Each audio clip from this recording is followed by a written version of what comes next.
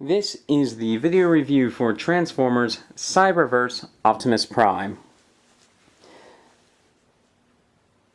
I kind of like the way this guy looks, but I don't like this figure. It just has too many niggling problems. First of all, this backpack, while it does look nice, weighs him down way too much, and it just doesn't really fit in alt mode. So, nice idea. I'm not going to use it.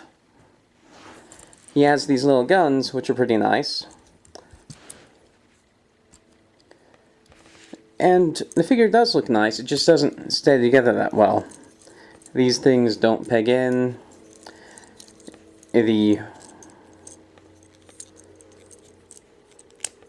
waist comes undone very easily, and it can slide back very easily, and there's nothing keeping the head from going back down.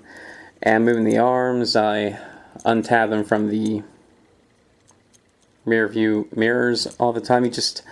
He looks good, but he doesn't stay together that well.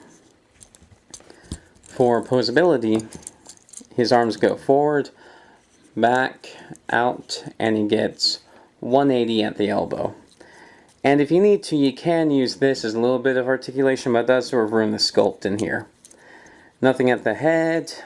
If you unplug this, you can get some movement out of the waist, but it's all kind of at an angle because of the two black barbs that plug in here. The legs can go forward, back, out a little bit, bend 90 degrees at the knee, and nothing at the foot unless you want to count the telescoping feature. And these feet do almost nothing to balance him. Well, I say that, then I put him into a halfway decent pose. It's just, he falls over a lot. He doesn't have the most stable foot design.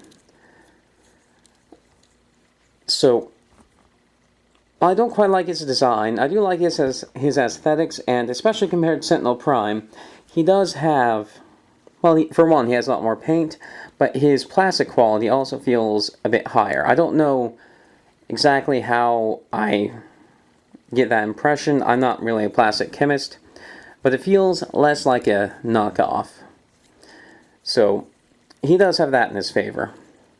In his favor, he also does have a pretty interesting transformation. To start it, rotate these back, plug them together, pull this back, unplug here, rotate it around, rotate up the hands, push the head down, rotate these back and together,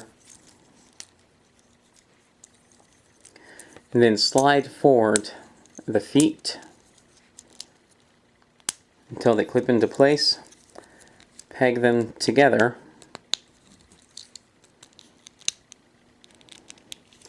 and then plug the top of the calves into the front of the cab to make the nose. And that's the truck mode. The truck mode stays together pretty well, and despite that window there being a little bit too long, it does look pretty nice. The truck mode does redeem this figure a little bit, especially since it's nice and glossy and has quite a bit of paint. So, the way this integrates in this mode is it just tabs down on a little clip here. You can either have a rocket-powered semi-truck, or it can fold down and kind of look like a bad extension to the cab. I just really don't like this wing piece here. It doesn't do anything for me. Although it does provide a way to store the guns. So, not entirely useless, but I'd have preferred something a little bit better engineered that didn't weigh him down. And those are my thoughts. Thank you for watching.